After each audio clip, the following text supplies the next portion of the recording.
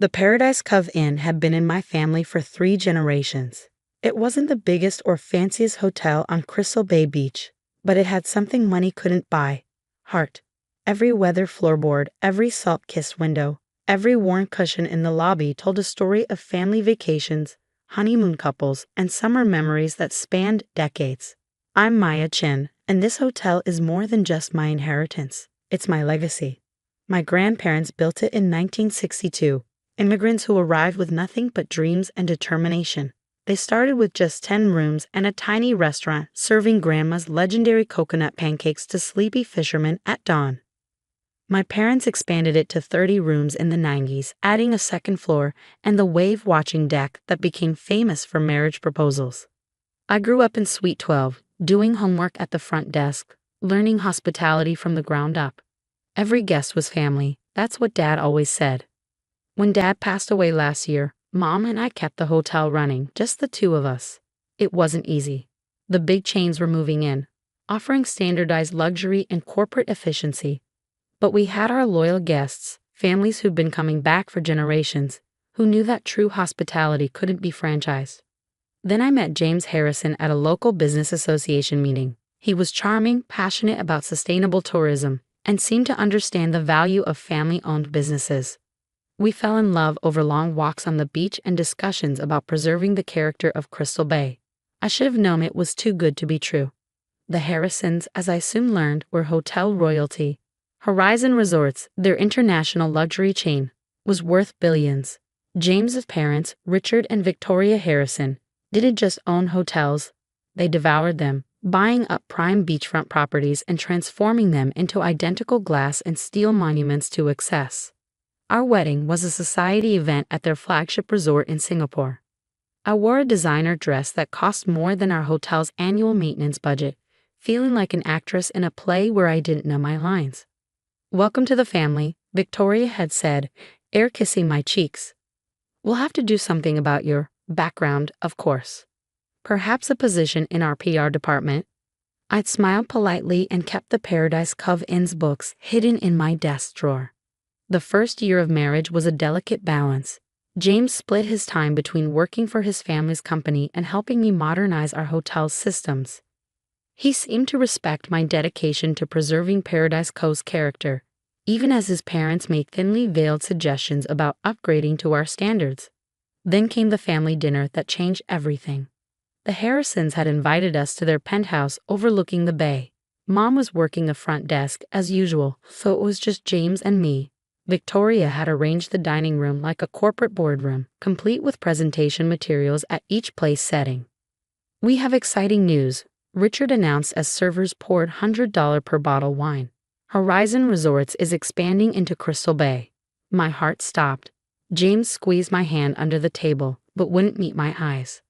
"We're building our most ambitious property yet," Victoria continued, sliding glossy renderings across the table. "The Crystal Bay Horizon, 40 stories, 500 rooms, 6 restaurants, and a rooftop infinity pool. It will redefine luxury in this market." The proposed location was right next to Paradise Cove Inn. The massive tower would completely overshadow our modest property. Of course, Richard added with a predatory smile, "We'll need to acquire some adjacent properties to maximize the footprint." "The Paradise Cove Inn isn't for sale," I said quietly. Victoria laughed, a sound like breaking glass. "Darling, let's be realistic. That dying property is hardly worth maintaining. We're prepared to offer you a very generous price, say twice its current market value." "It's not about money," I started, but she cut me off. "Everything is about money, dear. That's your problem. You're too sentimental. Business requires a certain ruthlessness." "Mother," James interjected, "Maya has put her heart in tow." "And that's precisely why she can't see clearly," Richard interrupted. "The property values alone once our resort opens will force her to sell. We're offering a courtesy here, a chance to exit gracefully." I looked at James, hoping for support, but he was studying his wine glass intently. "Think about it," Victoria pressed. "You could have a real career with Horizon. Leave that quaint little motel behind and step into the future." My hands were shaking, but my voice was steady. "No, thank you." "Don't be foolish," Victoria snapped, her facade cracking. That worthless property won't survive 6 months once we break ground. Sell to us now or watch it crumble. I stood up slowly, placing my napkin beside my untouched entree. Thank you for dinner. I should get back. We have guests arriving. As I left, I heard Victoria say to James, "Really, darling, couldn't you have married someone more ambitious?" The drive home was silent. James kept starting to speak, then stopping. When we pulled into Paradise Cove's parking lot, the sight of our vintage neon sign glowing against the twilight sky brought tears to my eyes. "Maya," James finally said, "maybe they have a point. The market is changing. Paradise Cove would need massive investments to compete." "With what?" I turned to face him. "Another soulless luxury tower. Is that really what Crystal Bay needs?" "I'm trying to help," he protested. "If you just consider." "Did you know?" I asked quietly. "About their plans?" His silence was answer enough. "How long?" "They've been working on this for months," he admitted. "The permits are already in process." "Maya, please try to understand. This is business." I got out of the car, my heels crunching on the seashell-lined path my grandfather had built 60 years ago. "No, James, this is family." Inside, Mom was checking in a young couple who'd just gotten engaged. Their faces glowed with joy as she gave them the key to Suite 15, the room where the groom's parents had spent their own honeymoon 28 years ago. "Everything okay, honey?" Mom asked as the couple headed upstairs. I hugged her tightly, breathing in her familiar scent of jasmine and fresh laundry. "We need to talk." Over late-night coffee in our private kitchen, I told her everything. The resort plans, the threat, the ultimatum. Mom listened quietly, her hands wrapped around her mug. When I finished, she got up and went to the old filing cabinet in the corner, pulling out a worn leather folder I'd never seen before. "Your father and I knew this day might come," she said, sitting back down. "The big chains have been circling Crystal Bay for years. That's why we made some preparations." She opened the folder, revealing documents, deeds, and maps that made my eyes widen. "Mom, this is insurance," she smiled. "Your father wasn't just a hotel manager, honey. He was a visionary." As she explained, a plan began to form in my mind. The Harrisons thought they were dealing with a knave innkeeper's daughter. They were about to learn that sometimes the smallest properties held the biggest surprises. "It won't be easy," Mom warned. "The Harrisons played dirty." I thought of Victoria's sneering face, of James's weakness, of the legacy my grandparents had built from nothing. "Then it's a good thing we know how to clean up messes," I replied, thinking of all the spills and stains we tackled over the years. That night, I sat on the wave-watching deck, listening to the surf and making calls. By dawn, I had the beginnings of a strategy that would either save Paradise Cove or bring down both our properties in the attempt. The Harrisons had 6 months until their grand opening. 6 months to learn that true hospitality, like true love, couldn't be bought or sold. It was time to show them exactly how much a worthless property could be worth. The next morning, I woke to the sound of construction. Horizon's crews were already setting up at the adjacent property, their machines growling like hungry predators. I found James in the hotel lobby, looking uncomfortable in his expensive suit. "Maya, please be reasonable," he began. "Mother and father are willing to increase their offer, 3 times market value." I was checking in the Petersons, who'd been coming to Paradise Cove every summer for 20 years. Their kids had learned to swim in our pool. "Good morning, Mrs. Peterson." I smiled, handing her the familiar key. "The hibiscus you planted last year is blooming beautifully." Just like always, she beamed, then frowned at the construction noise. "What's happening next door?" "Progress, apparently," I said dryly. "Don't worry, our pancakes will still be served at sunrise." James waited until they left before continuing. "This is exactly what I mean. Sentimental attachments aren't a business model. The Horizon will have automated check-in, digital room controls, AI concierge services, and 0 personal connection." I finished. "Is that really what you want?" He ran a hand through his perfectly styled hair. "What I want is for you to be practical. This resistance is pointless. The permits are approved. Construction has started." "Most of the permits," I corrected, thinking of the documents Mom had shown me. "Tell your parents I'm not selling. Not now. Not ever." As he left, I called the number Mom had given me. "Mr. Wong? This is Maya Chen from Paradise Cove. I believe you knew my father." Over the next week, I met with a series of people who'd known Dad: lawyers, city council members, local business owners. Each meeting revealed another piece of the puzzle he'd left behind. The biggest surprise came from Sarah Martinez, the city's water resources manager. "Your father was brilliant," she said, spreading out surveys and water tables. He knew development would come eventually, so he secured the rights to the underground aquifer that supplies this entire section of the beach.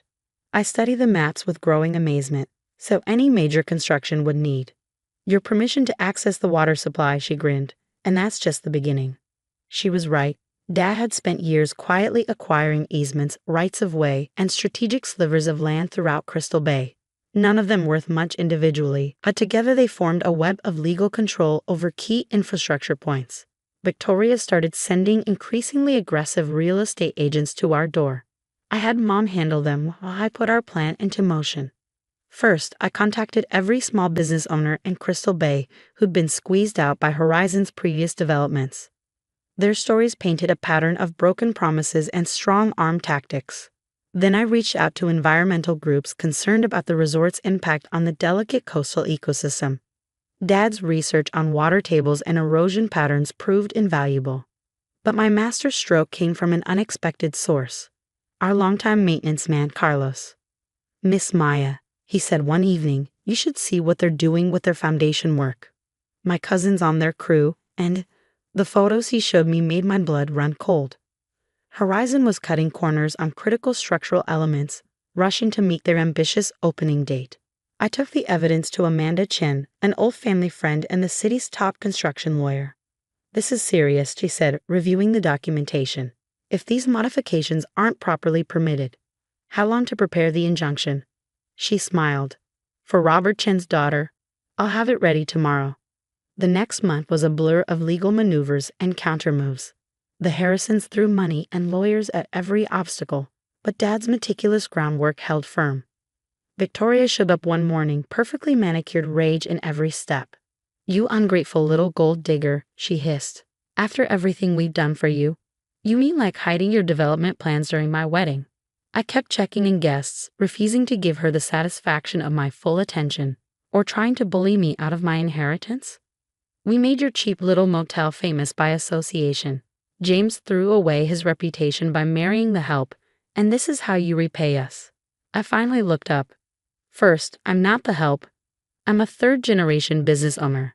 Second, James didn't marry down. You just never realize what real class looks like."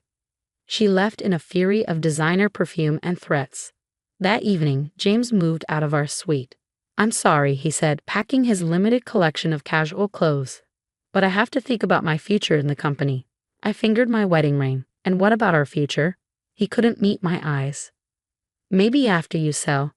I placed the ring on the dresser. "Goodbye, James." Construction continued next door, but every day brought new delays. Water access issues, permit complications, labor disputes. The Harrisons burned through money trying to solve problems that all led back to one source: the rights and regulations Dad had quietly accumulated over decades. A week before the grand opening, I received an unexpected visitor, Richard Harrison himself, looking less polished than usual. "Name your price," he said without preamble. "This vendetta has gone on long enough." I led him out to the wave-watching deck. The sunset painted the sky in spectacular colors, while next door his half-finished resort cast long shadows. "Mr. Harrison, this isn't a vendetta. This is protection of my family's legacy, of Crystal Bay's character, of the right way to do business." "Don't lecture me about business," he snapped. "Your father." "My father," I interrupted, understood that true success isn't just about profit margins. It's about building something that lasts, something that makes the world a little better. I handed him a folder. "These are my terms, non-negotiable." He read through the documents, his face darkening. "This is blackmail." "This is partnership," I corrected. "Paradise Cove stays independent, but we'll work with Horizon to develop Crystal Bay responsibly. No more strong-arm tactics. No more destroying small businesses. We grow together, or we both fail." "And if I refuse?" I smiled. "Then the evidence of your permit violations goes public tomorrow, and the aquifer access remains blocked. Your choice." The grand opening was postponed by mutual agreement. When the Crystal Bay Horizon finally opened 6 months later, it was 20 stories shorter, with local businesses operating in its retail spaces and a design that complemented rather than overwhelmed its neighbors. Paradise Cove Inn got an update too, subtle modernizations that preserved its character while improving efficiency. We still serve Grandma's coconut pancakes at sunrise. James sent divorce papers from Singapore, where he's running a regional office. I signed them without regret. Some loves, like some business models, aren't built to last. Victoria still won't speak to me, but Richard and I have developed a grudging respect. Last week, he brought potential investors to dinner at our restaurant. Sometimes, I overheard him say, the best business decisions aren't the obvious ones. Mom and I added a new tradition. Once a month, we invite local hotel owners for a strategy session on maintaining Crystal Bay's unique character while adapting to changing times. The meetings always end with sunset cocktails on the wave-watching deck. Yesterday, a young couple checked in for their honeymoon. We chose Paradise Cove because it has something special, the bride said. You can feel the history, the heart. I gave them the key to Suite 15 and watched them head upstairs, hand in hand. Through the lobby windows, I could see both our vintage neon sign and Horizon's elegant modern logo glowing against the twilight sky. Different styles, different approaches, but finally in balance. Dad would have loved that. Later, standing on the beach where my grandparents first dreamed of building something lasting, I thought about legacy. Not just the physical property, but the principles it represented. Integrity, perseverance, the courage to stand up for what's right. The waves still whisper against the shore, telling stories of past and future. Paradise Cove Inn still welcomes travelers looking for more than just a place to sleep. And I still believe, like my family before me, that true hospitality comes from the heart. Some things, after all, really are worthless to those who only see dollar signs. But to those who understand value beyond a balance sheet, they're absolutely priceless.